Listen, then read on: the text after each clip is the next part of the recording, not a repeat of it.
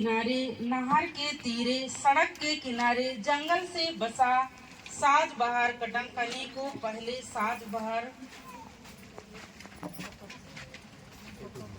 Photo टोला व Temba टोली के नाम से पुकारते थे, जो कि बुजुर्गों के नाम से जाना जाता था। तो हमारे पारावासी को दुख लग रहा था, तो बाद में मनमुटाव देकर नदी के किनारे ढाक जंगल को कटंकानी बोल रहे थे, तो हमारे पारावासी कटंकानी के नाम से परिवर्तित कराकर साज बहार कटंकनी नाम से किया गया और अभी तक साज बहार कटंकनी से एक सुंदर भवन बना करके उसका उद्घाटन आशीष दिलाना चाह रहे हैं। ये सबके सहयोग से तैयार हो गया। आप हर तरह से उसका निर्माण करने में हाथ बटाया, सहयोग दिया, परिश्रम किया। तो ये आप लोगों के परिश्रम, सहयोग, सहभागिता का फल है। हम अपने आँखों से देख रहे हैं। भले ही काम करते समय, परिश्रम करते समय दुख लगता है और कभी कभी नकारते भी हैं, लेकिन जब कुछ भी काम तैयार हो जाता है, काम सफल हो जाता है, तो हमें खुशी होती है, उसका फल हमको मिलता है तो हम आनंदित होते हैं। तो ऐसे ही ये भवन का निर्माण हो गया, हमारे आँखों के सामने दिखाई दे रहा है। इसमें कितना आप लोग पसीना बहाए, कितना हाथ बटाए, कितना मेहनत के, तो हमारे काम का, मेहनत का, सहयोग का, सहभागिता का फल है। तो आप लोगों को हमारी पल्ली की ओर से बहुत बहुत बधाई और धन्यवाद आप लोगों का इस सुंदर भवन निर्माण कार्य के लिए।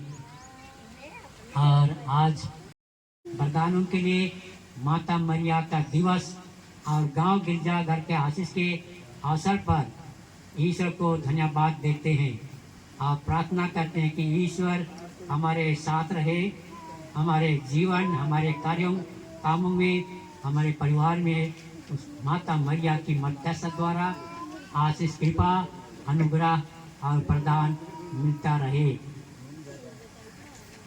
ये मिसा मतलब गांव के सभी विश्वासियों की ओर से, यानी कि ग्रामवासियों की ओर से हो रहा है।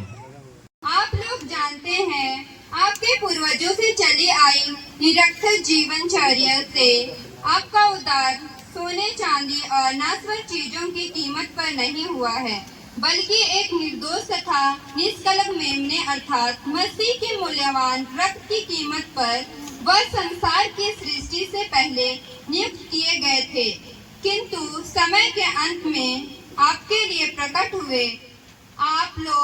आप उन्हीं के द्वारा ईश्वर में विश्वास करते हैं। ईश्वर ने उन्हें मृतकों में से जिलाया और महिमान्वित किया, इसलिए आपका विश्वास और आपका भरोसा ईश्वर पर आधारित है। आप लोगों ने आज्ञाकारी बनकर सत्य को स्वीकार किया और इस प्रकार अपनी आत्माओं को पवित्र कर लिया है। इसलिए आप लोगों को निष्कपट मातृभाव, सारे हृदय और सच्ची लगन से एक दूसरे को प्यार करना चाहिए। आपने दोबारा जन्म लिया है। आप लोगों का यह जन्म नाश्वर जीवन तत्व से नहीं, बल्कि ईश्वर के जीवन का शाश्वत वचन से हुआ है, क्योंकि लिखा है, समस्त शरीरधारी घास के सदृश है और उसका सौंदर्य घास के फूल की तरह, घास मुरझाती है और फूल झड़ता है, किंतु ईश्वर का वचन युगों युगों तक बना रहता है।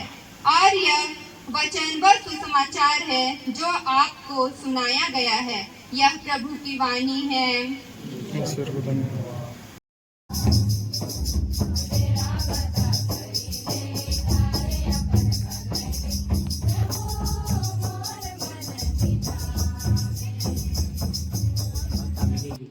हम इस गांव का मुखिया चलिए आइए और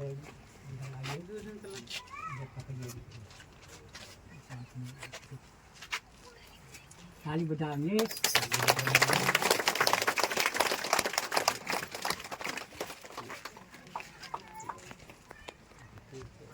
माना गई अभी आशीष अपने सिगर में बरसा दो प्रभु प्यारे बन जाए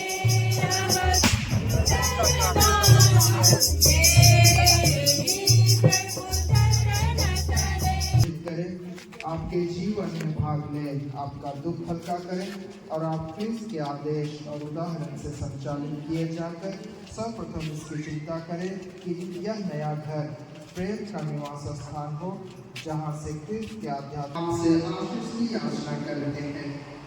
इस घर में रहते समय में तेरी शरण का अनुभव करें, यहाँ से